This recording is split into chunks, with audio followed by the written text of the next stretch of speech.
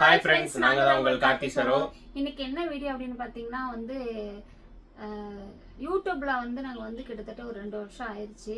ஆனால் இந்த அளவுக்கு எங்களுக்கு வந்து பேட் கமெண்ட்ஸ் வருது அப்படிங்கிறது எங்களுக்கு ரொம்ப கஷ்டமா இருக்கு. நிறைய கமெண்ட்ஸ் வந்திருக்கு, பட் வந்து இந்த மாதிரி கமெண்ட்ஸ் எல்லாம் வந்து ரொம்ப கஷ்டமா இருக்கு. ரீசன்ட் டைம்ல தான் இப்படி கேவலமா ஏன் இப்படி பேசுறீங்க எனக்கு தெரியல.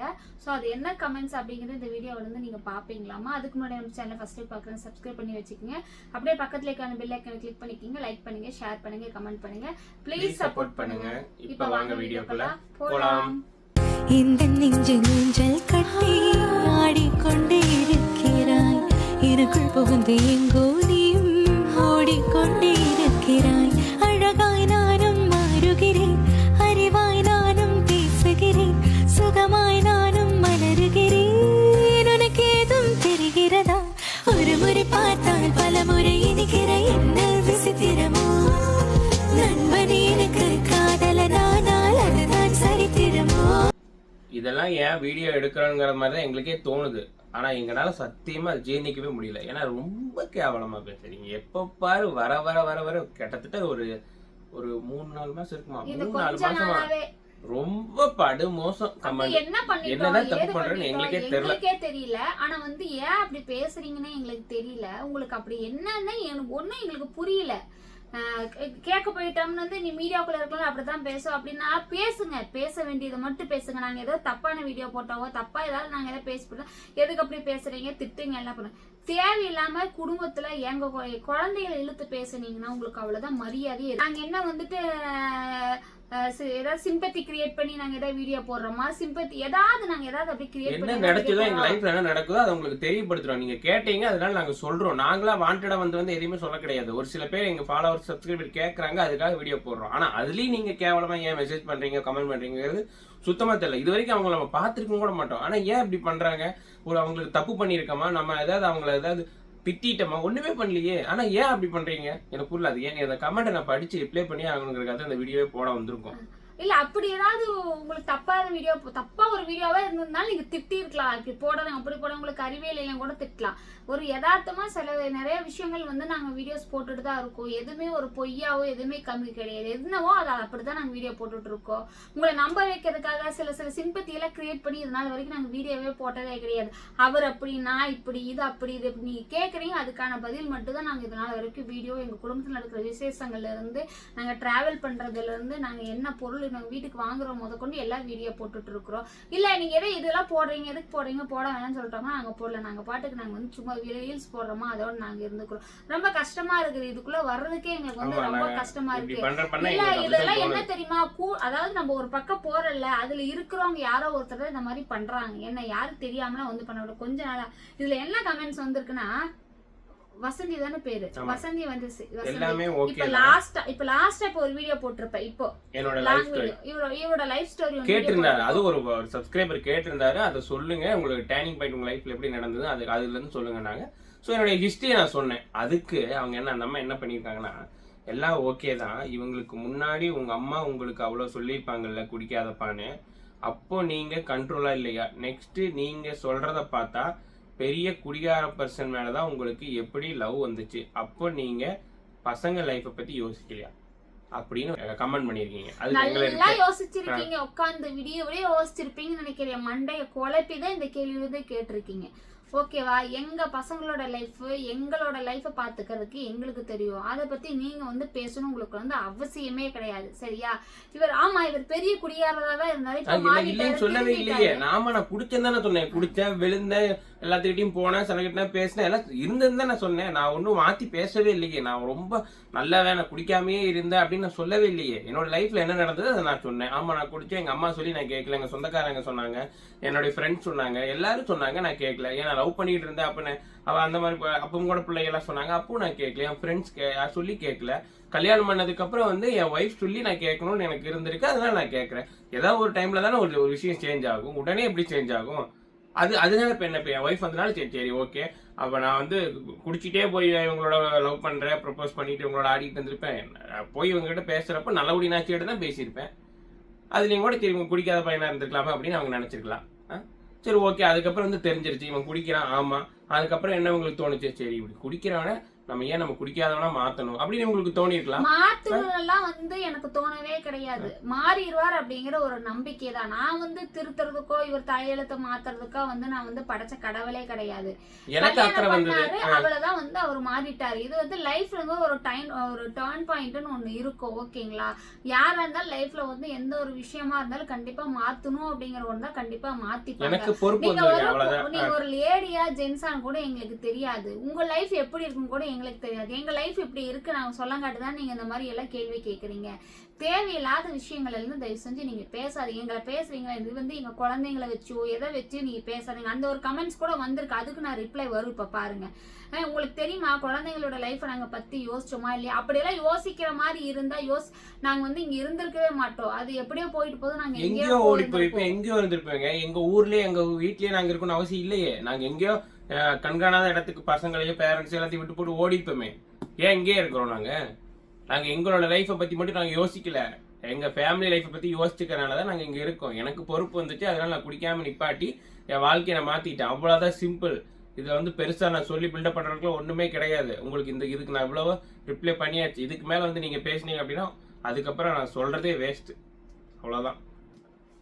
அப்புறம் வந்து இன்னொன்னு, மைதிவின்னு பார்த்தா எனக்கு ஒரு அம்மா மாதிரி இருக்குது. இதோட ஏஜ் அவ்வளவுதான் இருக்கும். நான் இது எல்லா கமெண்ட்ஸ் வந்து நான் கண்டிப்பா நான் கொடுக்குறேன் பாருங்க. மைதிவின் அதோட ஐடி. அது என்ன போடுது, நான் வந்து ஓவர் சீன் போடுறேன். நீ பாத்தியா நான் ஓவர் சீன் போடுறவங்களை வீடியோ பாத்துக்கிட்டு இருக்கிறீங்க நீங்க இல்ல? நான் கேக்குறேன், அப்படி இருக்கிறவங்களுக்கு தானே சூப்பர், நல்லா இருக்கு, அழகா பண்றீங்க, சூப்பர், வாழ்த்துக்கள் அப்படின்லாம் சொல்லிட்டு இருக்கிறீங்க. நான் ஓவர் சீன் போடுறேன். நீ பேசிட்டே இரு. இப்ப உனக்கான பதிலடி கொடுக்கறதுக்கு தான் இந்த வீடியோ. ஏன்னா உன்னை பத்தி தெரிஞ்சுக்கிட்டேன். ஏன்னா நீ எங்க வீடியோல மட்டும் வந்திருக்கிறேன், நிறைய பேர் வீடியோல போய் கமெண்ட் பண்ணிருக்கேன், எங்களுக்கு தெரியாது. ஓகேவா? நான் ஓவர் சீன் போறேனாமா, இவங்க அம்மா வந்து, அதாவது எங்க அத்தை வந்து, இவர் வந்து நல்ல தாய்க்கு பிறந்தங்காட்டுதான் ஆயாவை கல்யாணம் பண்ணிருக்கிறாரா? ஏன் நீ உன்னோட டிபிய பார்த்தா நீ என்ன விட கிளவியா இருக்க. நீ நானும் சேர போல, உன்னை கிளவின்னு சொல்றாங்களா என்னையும் கிளவின்னு சொல்றாங்களான்னு பாக்கலாம். ஓகேவா? நீ வந்து எப்பவுமே பாத்தீங்கன்னா உங்ககிட்ட ஒரு குறைய வச்சுக்கிட்டு அடுத்தவங்களை வந்து பேசாதீங்க. ஓகேவா? உங்க முதுகுக்கு பின்னாடி அத்தனை சாக்கடை இருக்கும், அத்தனை அசிங்கி இருக்கும். ஆனா அதையெல்லாம் நீங்க பாக்காதீங்க. அடுத்தவங்களோட லைஃப் எப்படி போகுது, அடுத்தவங்க என்ன பண்றாங்க, அடுத்தவங்க வந்து எப்படி திங்கிறாங்க, அடுத்தவங்க வந்து எப்படி வாங்குறாங்க, அடுத்தவங்க வந்து எப்படி வீடு கட்டி இருக்காங்க, அதையே தான் நீ பாத்துக்கிட்டே உட்காந்துருப்போம். உன் வாழ்க்கை எப்படி நாரி கிடக்குதுன்னு போய் ஒரு நிமிஷம் போய் பாரு, சரியா? அப்புறம் மாலதி முனீஸ்வரன், இந்த கிழவி உனக்கு பேபி பெத்து தருமா? அது உனக்கு தேவையாது. சலிச்சு ஒரு விஷயத்த படிச்சு நாங்க சொல்லிட்டோம், தெளிவாவே சொல்லிட்டோம். எனக்கு குழந்தையே வேணான்ட்டேன், இருக்கிற பசங்களே போது வளர்த்திக்கிறேன்ட்டேன். இதுக்கு மேல குழந்தைய வேணான்னு சொல்லிட்டேன். A to Z ஆரம்பத்துல இருந்து இந்த வீடியோல இருந்து ஒரு தடவை கூட நான் மாத்தி பேசலையே, ஒரே வார்த்தை தானே சொல்லிட்டு இருக்கேன், எனக்கு வேண்டாம். அப்புறம் உங்களுக்கு என்னவா பிரச்சனை? ஒரு நிமிஷம், ஒரு விஷயத்த பத்தி நம்ம பிடிக்காத ஒரு விஷயத்த பத்தி பேசுறப்ப நம்மளுக்கு வந்து ரொம்ப என்ன சொல்றது, ரொம்ப ஹர்ட் பண்ற மாதிரி இருக்கும், அந்த ஒரு மாதிரி இருக்கும்ல. அதனால இல்ல நான் வேண்டான்னு சொல்றேன். அப்புறம் நீங்க அது எதுக்கு எனக்கு சொல்றேன்? உங்களுடைய சாய்ஸ் எதுக்கு என்கிட்ட சொல்றீங்க? நீங்க 1000 தடவை சொன்னாலும் 1,00,000 தடவை சொன்னாலும் அந்த ஒரு விஷயம் வந்து மாறாத ஒரு விஷயம். நீ ஃபீல் பண்றியா? உனக்கு புள்ளை இல்லைன்னா நீ போய் 10 புள்ளை தத்து எடுத்துட்டு வந்து நீ வாழ. எனக்கு ஃபீல் இல்லையே, நான் ஃபீல் பண்ணவே இல்லையே. அப்புறம் எதுக்கு நீங்க சொல்லி நான் உனக்கு எதுக்கு மாலதி முனீஸ்வரன்? உனக்கு இது தேவையில்லாத வேலை இல்ல. உனக்கு குழந்தையா இருந்தாலும் நீ போய் இந்த 2 குழந்தைய எடுத்துட்டு வந்து நீ வளர்த்து. தேவையில்லாத நீங்க பேசாதீங்க, ஓகேவா? அது எங்களுக்கு தெரியும், எங்க லைஃப் எங்களுக்கு தெரியும். அடுத்தது வந்து இன்னொன்னு வாட்டர் W5Xங்க. இதே போலதான் உன் மகனுக்கு கிழவிய திருமணம் பண்ணி தருவீங்களா? ஒரு வீடியோ போடுறோம், ஒரு வீடியோ சொல்றோம்னா அதை தெளிவா போய் பாக்குறது இல்ல, அறகுறைய பார்த்துட்டு வந்து கமெண்ட் பண்றது. அதாவது வந்து நீ ஒரு ஆம்பளைன்னு வச்சுக்கோ, நீ ஒரு ஆம்பளை இருந்து நீ வந்து ஒரு பெண்ணுக்கு, கணவன் இல்லாத பெண்ணுக்கு வந்து நீ வந்து வாழ்க்கை கொடுக்குறப்போ நீ உன்னை வந்து என்ன சொல்ல போறாங்க? அந்த பையன் வந்து அந்த பிள்ளைய கல்யாணம் பண்ணிக்கிட்டா நல்லா இருக்கட்டும், பேசுறவங்க பேசுவாங்க, வாழ்த்துறவங்க வாழ்த்துவாங்க, ஓகேவா? அதுதான் வந்து எங்களோட லைஃப். இவர் வந்து எனக்கு வந்து லைஃப் கொடுத்துருக்காரு, அப்படிதான். ஏன் உனக்கு உன் பொண்டாட்டி செத்து நீ கல்யாணம் பண்ணுவல்ல, கல்யாணம் பண்ணாம இருக்க மாட்டல்ல? நீ என்ன அப்படியே கல்யாணம் பண்ணாம அதே மாதிரி உங்க வீட்டுல அதே மாதிரி ஒரு சின்ன வயசுலயே வந்து உங்களோட வீட்டுல இருக்கிறவங்க யாராச்சும் ஒருத்தரோட வீட்டுக்காரர் இறந்துட்டாரு அப்படின்னா அந்த பொண்ணோட வாழ்க்கைக்கு அடுத்து என்ன யோசிப்பீங்க? அப்படியே நாசமா போட்டு கடைசி வரைக்கும் அப்படின்னு யோசிப்பீங்க. அவங்களுக்கு அடுத்த லைஃப் ஒன்று இருக்கு, அவங்களுக்கு ஏதாவது ஒரு திருமணம் பண்ணி வைக்கணும், இல்லைன்னா யாருடையாச்சும் வந்து இது பண்ணி வைக்கணும் அப்படின்னு தானே யோசிப்பீங்க. அது நல்ல விஷயம் தானே, நம்ம ஒன்றும் கெட்ட விஷயம் எதுவுமே பண்ண கிடையாது. கணவர் இல்லாத பெண்ணை நான் கல்யாணம் பண்ணியிருக்கேன். இதுல என்ன தப்பு? ஒன்றும் தப்பு இல்லை. என்னை பொறுத்தளவுக்கும் தப்பு இல்லை, எங்க சுத்தி இருக்கிறவங்க பொறுத்தளவுக்கு தப்பு இல்லை. உங்களுக்கு தான் தப்பா தெரியுதுன்னு நினைக்கிறேன். பிரதரா சிஸ்டரான்னு தெரியல, தப்பாவே இருந்துட்டு போட்டோம். சத்தியமா சொல்றேன், எனக்கு தப்பு கிடையாது. உங்களுக்கு அது தப்பா இருந்தா விட்டுருங்க. எங்களை பார்க்காதீங்க, எங்க வீடியோஸ் பார்க்காதீங்க, எங்களுக்கு கமெண்ட் பண்ணாதீங்க, விட்டுருங்க. நிறைய பேர் நல்ல நல்ல வீடியோஸா போடுறாங்க. முதல் கல்யாணம் பண்ணவங்க வீடியோஸ் எல்லாம் போடுறாங்க. அந்த ஃபேமிலிஸ் எல்லாம் இருக்காங்க. அவங்களுக்கு போய் நீங்க பேசுங்க, நல்லா பேசுங்க. சிம்பத்தி கிரியேட் பண்ணி எல்லாம் வீடியோ போடுறாங்க. அதையெல்லாம் போய் பாருங்க. அவங்களுக்கு எல்லாம் அட்வைஸ் பண்ணுங்க, அவங்களுக்கு எல்லாம் வாழ்த்துங்க, எல்லாமே பண்ணுங்க. நாங்க என்ன வந்து நான் இப்படி கல்யாணம் பண்ணிட்டேன், இவர் இப்படி, அது நான் இப்படி, நாங்க அப்படின்னு சொல்லியே ஒவ்வொரு தடவையும் வீடியோவை போட்டு சிம்பத்தி கிரியேட் பண்ணி நாங்க வந்து சப்ஸ்கிரைப் பண்ணுங்க சப்ஸ்கிரைபர் நாங்க வந்து வாங்கி வச்சிருக்கோம். போய் எல்லாத்தோட வீடியோஸை பார்த்துட்டு வந்து எங்க வீடியோக்குள்ள வந்து நீங்க இனிமே பேசுங்க. நீங்க மறுபடியும் கமெண்ட் பண்ணுங்க, பண்ணாம இருக்கவே மாட்டீங்க, பண்ணுவீங்க, தாராளமா பண்ணுங்க. இது எங்களோட லைஃப். எல்லாமே சோசியல் மீடியால நிறைய தேவையில்லாத விஷயம் இருக்கு. நாங்க உங்களுக்கு தேவையில்லையா, நீங்க எங்களுக்கு தேவையில்லை, அவ்வளவுதான், சிம்பிள். ஒருத்தரோட மனசை வந்து புண்படுத்தி பார்த்து அதுல சந்தோஷப்படுறதுல உங்களுக்கு என்ன இருக்குன்னு எனக்கு தெரியல. அதுதான் உண்மையாலுமே எனக்கு ஏன் அப்படி நினைக்கிறீங்கன்னு எங்களுக்கு தெரியல. ஓகேவா? ஏன் தயவு செய்து சொல்றேன், கிளவி நீங்க சொல்றீங்க, தப்பு இல்ல, இருந்துட்டு போட்டோம். இவங்களுக்கு வயசாயிடுச்சு, கிளவி இருந்துட்டு போறாங்க. என் வயசு தெரியுமா? பார்க்க நான் சின்ன பையனா இருக்கேன். என் வயசு என்ன தெரியுமா? இவங்க வயசு என் வயசு கிட்டத்தட்ட ஒண்ணுதான், ஒரு 2 வயசு வித்தியாசம், அவ்வளவுதான். எனக்கு தான் வயசாயிருச்சு, பார்த்தா அப்படி தெரியல. ஒரு சில பேர்த்தோட உருவ கேள்வி, நீங்க உருவத்தை வந்து கேலி பண்றீங்க, அதுதான் பிரச்சனை. எல்லாத்தோட அம்மாவும் பாத்தீங்கன்னா சின்ன வயசுல தான் கல்யாணம் பண்ணிருக்காங்க. இப்ப இருக்கிற ஜென்ரேஷன்ல 2K கிட்ஸ் விடுங்க, 90 கிட்ஸ் எப்படி பண்ணிருக்காங்க? 15 வயசு, 14 வயசு, 13 வயசுக்கு வந்த உடனே கல்யாணம் பண்ணிருக்காங்க. அப்ப என்ன ஆகும்? அவங்க எங்க தான் இருப்பாங்க. ஸோ அவங்களோட லைஃப் 30 வயசுக்கு அப்புறம் 30 வயசு எங்க தான் இருப்பாங்க. ஆனால் பையன் பார்த்தா பொண்ணு பார்த்தா பெரிய பொண்ணா இருக்கும். 30 வயசுலேயே வந்து பேரம்பேத்தி எடுக்கிறவங்களாம் இருக்காங்க. அது ஒண்ணுமே பண்ண முடியாது, ஏன்னா அவங்க சின்ன வயசுலேயே கல்யாணம் பண்ணியிருக்காங்க. அந்த லைஃப் அப்படி இருந்திருக்கு. அவங்க அப்படி இருக்கிறனால வயசு இப்போ கம்மியாக தான் தெரியுற மாதிரி இருக்கும். ஒரு சில பேர் பார்த்தீங்கன்னா ஏஜ் அதிகமாக இருக்க மாதிரி தான் இருக்கும், ஆனால் அவங்க வயசு கம்மியாக தான் இருக்கும். ஸோ அவங்களோட உருவத்தை வந்து நீங்கள் கேலி பண்ணுறதா ரொம்ப ரொம்ப தப்பு, மிகப்பெரிய தப்பு. உருவத்தை கேலி பண்ணுறதா, தன்னுடைய உருவம் எப்படி இருக்குது, தான் வீட்டில் உருவம் எப்படி இருக்காங்க, மற்றவங்க எப்படி இருக்காங்கன்னு யோசிச்சுட்டு அடுத்தவங்களை பேசுனீங்கன்னா கரெக்டாக இருக்கும். நம்ம வீட்லயே எப்படி இருக்காங்க, அடுத்த வீட்ல அப்படிதான் இருப்பாங்க அப்படின்னு ஏனாதான் யோசிச்சு பேசுறதுனால தப்பா தெரியும். கமெண்ட்ஸ் பண்ற எல்லாருமே என்னோட ஏஜ் அதிகமா இருக்கிற பொம்பளைங்க தான். எதுக்கு உங்களுக்கு இந்த தேவையில்லாத வேலை? நான் கேக்குறேன், எதுக்கு இந்த தேவையில்லாத வேலை பண்ணிட்டு இருக்கீங்க? நீங்க வாய் இருக்குது என்ன வேணா பேசிடுவீங்களா? உங்களுக்கு 1000 வேலை கிடக்குதுல, அதை போய் பார்க்கலாம்ல. தேவையில்லாம எதுக்கு வந்து கமெண்ட் பண்ணிட்டு இருக்கீங்க நான் கேக்குறேன். எங்க குழந்தைய வளர்க்கறதுல இருந்து அது அவங்களுக்கு என்ன பண்ணணுங்கிற வரைக்கும் எங்களுக்கு தெரியும். அது உங்களுக்கு தேவையில்லாத விஷயத்த வந்து பேசாதீங்க. நாங்க ஏதாவது வீடியோ போறதுல ஏதாவது தப்பா இருந்தா அதுக்கு நீங்க சொல்லுங்க. நாங்க அசிங்கமா பண்ணுனா அசிங்கமா திட்டுங்க, சரியா? அசிங்கமா நாங்க வீடியோ பண்ண கிடையாது, அதனால நீங்க அசிங்கமா பேசுனீங்கன்னா அதை எங்களால ஏத்துக்க முடியாது. அது பொதுவான இடம் சோசியல் மீடியா, அதனால 1000 பேர் வந்துட்டு தான் செய்வீங்க, 4 பேர் வந்து இந்த மாதிரி சொல்லுவீங்க, எனக்கு தெரியும். இருந்தாலும் ரொம்ப அசிங்கமா கேவலமா வந்து திட்டினீங்கன்னா நாங்க நல்ல விதமா வீடியோ போடுறவங்களுக்கு கோவம் வரத்தாப்ப செய்யும். இதான் ஃபைனல். நீங்க அதுக்கப்புறம் என்ன நினைச்சுக்கோங்க. இவங்க அசிங்கமா வீடியோ போடுறவங்க கிட்ட தான் போய் நல்லா பேசுவாங்க. ஹே உங்கள மாதிரி இல்ல, அவங்கள மாதிரி இல்ல, அப்படி திரும்ப ஏன் சொல்லணும் தெரியும். இந்த விஷயம் நடந்துட்டு தான் இருக்குது, நாங்க பாத்துட்டு தான் இருக்கோம். நல்லபடியா வீடியோ போறவங்களை எப்படி பேசுறீங்க? எல்லாத்தையும் பொய்யா பேசி உலகத்தையே எல்லாத்தையும் இப்ப கூட இருக்கிறவங்களே நம்பி பொய் பேசி ஏமாத்துறாங்க. அவங்கள வந்து கரெக்டா ஜட்ஜ் பண்றீங்க. நாங்க என்ன நடக்கிறோமோ எங்க லைஃப்ல என்ன நடந்ததோ அந்த உண்மையை மட்டும்தான் சொல்றாங்க. உண்மையை சொன்னா ஒரு மயிருக்கும் பிரயோஜனம் நினைக்கிறது தெளிவா எங்களுக்கு இந்த சோசியல் மீடியாவில் தெரிஞ்சிருச்சு. எங்க லைஃப்லயே அப்படித்தான் இருக்கு. எதையுமே உண்மையை சொல்றோம் அப்படின்னா நாங்க ஒரு வேஸ்ட், எங்களுக்கு ஒண்ணுக்காகாதவங்க, நாங்க கெட்டவங்க, அசிங்கம் பிடிச்சவங்க, இப்படித்தான். பொய் பேசுறவங்க ரொம்ப நல்லவங்க, ரொம்ப ரொம்ப ரொம்ப நல்லவங்க. நாங்க பாத்துட்டோம், சில விஷயம் நாங்க பாத்துட்டு தான் இருக்கோம். தேவைக்கு பழகுறாங்க, தேவைக்கு வராங்க, அவங்களோட தேவை முடிஞ்சிருச்சு அப்படின்னா அவங்க கொஞ்சம் நல்லா ரீச் ஆயிட்டாங்க, எல்லாம் பண்ணிட்டாங்க. அப்படிங்கிற பட்சத்துல பாத்தீங்கன்னா நம்ம பேசினா கூட வந்து மதிக்கிறது இல்ல, பெரிய சீன் போட்டு அது நாங்க பண்ண அது வந்து நடந்துட்டு தான் இருக்கிற அந்த ஒருத்தர் 2 பேர் இல்ல, நிறைய பேர் இருக்காங்க.